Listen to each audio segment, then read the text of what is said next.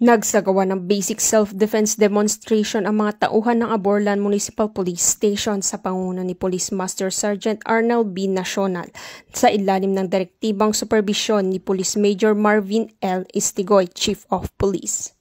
Katuwang ng Aborlan Municipal Police Station sa nasabing aktibidad ang Municipal Social Works and Development Office na pinamumunuan ni Hernando B. Cayaon at ang Local Government Unit na kinatawan ni SB Reyna Michelle Ruhen at SB Rafael C. Ortega III.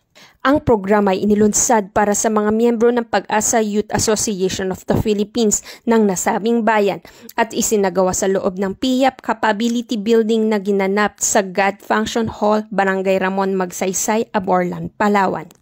Layunin ng aktibidad na bigyan ang mga kabataan ng kaalaman at kasanayan sa tamang pamamaraan ng pagtatanggol sa sarili upang maging handa laban sa anumang uri ng banta o pisikal na panganib.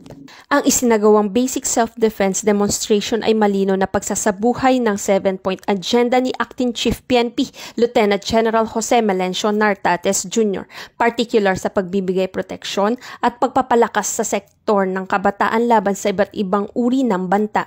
Sa pamagitan ng ganitong inisyatiba, higit pang napatitibay ang pakikipag-ugnayan ng kapulisan sa komunidad at naipapakita ang malasakit ng Philippine National Police sa pagtataguyod ng isang ligtas, mapayapa at matatag na pamayanan.